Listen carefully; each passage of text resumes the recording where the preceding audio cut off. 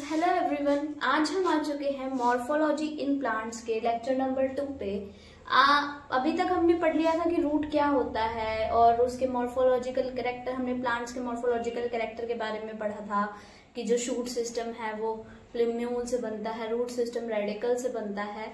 अब हम पढ़ने वाले हैं मेन फंक्शंस क्या है रूट के और टाइप्स क्या है रूट के। तो चलो पढ़ते हैं। मेन फंक्शंस ऑफ रूट है स्टोर, रिजर्व, फूड मटेरियल। यानी कि वैसे मेन फंक्शन उसमें क्या हो गया है, वो फूड को स्टोर करता है। ठीक है। अब आप पूछोगे कि रूट का काम तो एब्जॉर्प्शन होता है या फिर एनकरेज होता है, जिससे वो सॉइल को बाइंड करके रखता है। अभी तक जो हमने पढ़ा है लोअर क्लासेस में, हमने ये तो कभी नहीं पढ़ा कि रूट फूड को भी स्टोर करता है।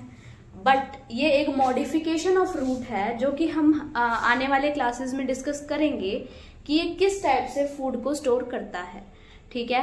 इसका मैं अभी आपको अगर एक एग्जांपल बताऊं तो एग्जांपल है रेडिश। रेडिश यानी मूली।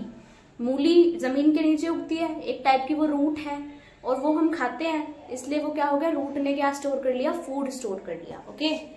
Next is absorb water and minerals from soil. ये तो है ही फंक्शन भाई, ये तो बिना मॉडिफिकेशन के भी रूट का यही फंक्शन होता है कि वो एब्जॉर्प्शन करती है।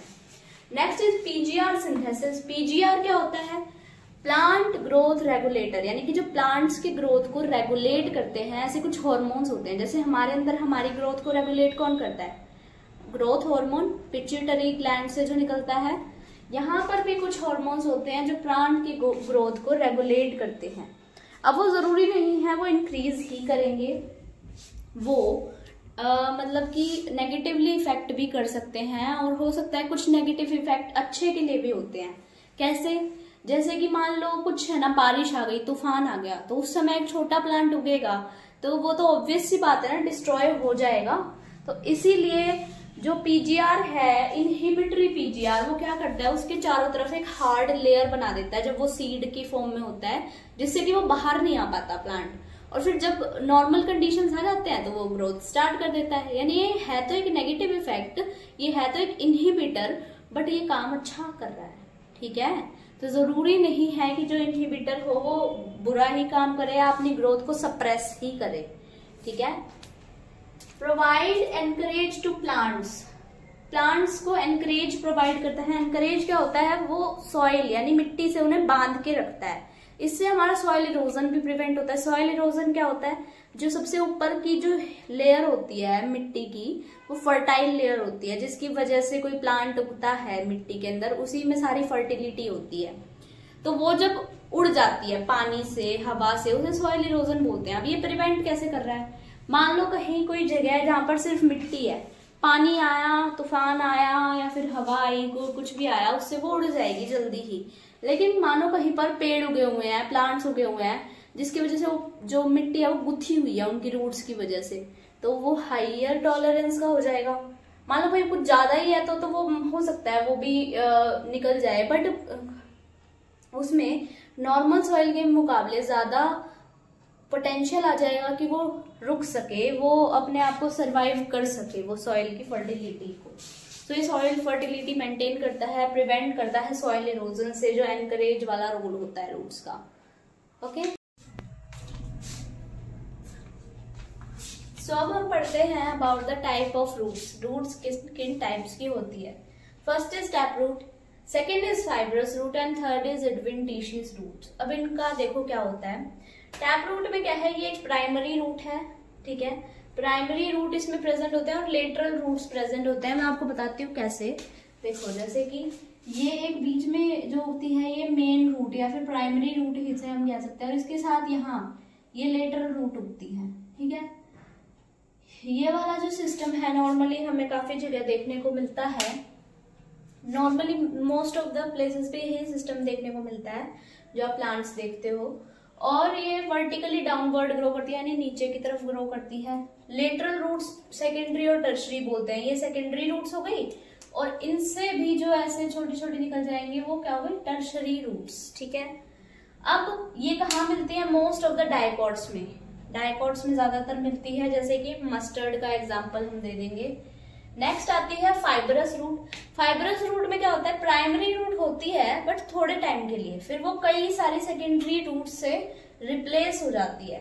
देखो फिर कैसी बन जाती है, पहले तो मान लो ये प्लांट है कोई, इधर ये प्राइमरी रूट है, अभी थोड़ी देर के लिए रही, फिर ये हो गई रिप्लेस, ये चली गई, इसकी जगह आ गई ये छोटी वाली रूट्स, सेकेंडरी टर्शरी जो भी आप कहो, ये आ गई इसकी जगह, इन्होंने इसकी जगह ले ली, और अब ये काफी लॉन्ग टाइम के लिए सरवाइव करते हैं ये वाले रूट्स। इनके एग्जाम्पल है, ज्यादातर मोनोकोट्स के अंदर होता है ये, जैसे कि वीट, गेहूं। ठीक है, अब आती है एडवेंटिशियस रूट। एडवेंटिशियस रूट क्या होती है, जिस पार्ट से रूट को उगना चाहिए उसके अलावा कहीं और से उग जाए तो। अब रूट को नॉर्मली कौन से पार्ट से उगना चाहिए, रेडिकल से। रेडिकल जो है वो रूट सिस्टम का फॉर्मेशन करता है, बट यहाँ क्या होगा सॉरी, रेडिकल के अलावा किसी भी और पार्ट से जो रूट है वो उग जाएगी। जैसे कि आपको एग्जांपल देती हूँ, बनियान ट्री कभी आपने देखा हो तो उसकी जो रूट ब्रांचेस निकली होती है ऊपर की तरफ, जैसे उसके नीचे तो रूट्स होती ही होती हैं, बट जो ऐसे ऐसे पेड़ की ब्रांचेस होती हैं ऊपर की तरफ, ये पेड़ है मान लो, ड्राइंग थोड़ी गंदी है बट तुम समझ जाओ, ये पेड़ की ब्रांचेस है, इससे ऐसे रूट लटकी हुई होती है। ये क्या करती है, ये सपोर्ट प्रोवाइड करती है जो ट्री है उसको। एक एग्जांपल है इसका ग्रास और एक है मॉन्स्टेरा। इनमें जो रूट है उनके डायग्राम्स दिए हुए हैं, वो आप लोग कंसीडर करना, उससे आपको बहुत अच्छे से समझ आ जाएगा कि ये कैसे एडवेंटिशियस रूट्स हैं। और ये मोनोकोट और डाइकोट दोनों में देखने को मिलता है। ज्यादातर लोग कब में ये मिसकंसेप्शन होता है कि जो छोटे प्लांट्स होते हैं वो हमेशा मोनोकोट होते हैं, नहीं, जरूरी नहीं है। अब आप सब सोच रहे होंगे ज्यादातर कि ग्रास एक मोनोकोट है, नहीं, बट ग्रास एक मोनोकोट नहीं है। ग्रास जो है वो एक डाइकोट है, और जो हमारा मॉन्स्टेरा है वो एक मोनोकोट प्लांट है। ठीक है, तो ये मिसकंसेप्शन दूर कर लो कि जो छोटे प्लांट होते हैं वो मोनोकोट होते हैं और जो बड़े साइज के होते हैं वो डाइकोट होते हैं। ऐसा हमेशा जरूरी नहीं है, बट हाँ यूजुअली जो डाइकोट प्लांट होते हैं उनका साइज लार्जर होता है, बट छोटे प्लांट्स भी डाइकोट्स हो सकते हैं। Okay, thank you so much. आज के लिए हमारा लेक्चर जो है वो इतना ही है। अगर आपको वीडियो अच्छा लगा तो मेरे चैनल को लाइक कर दो, सब्सक्राइब कर दो और शेयर कर दो। आज के लिए इतना ही, कल हम आगे पढ़ेंगे। कल हम पढ़ेंगे और रूट के मॉडिफिकेशंस क्या क्या हैं, और रूट को हम खत्म करेंगे और फिर हम स्टेम स्टार्ट करेंगे। Thank you so much.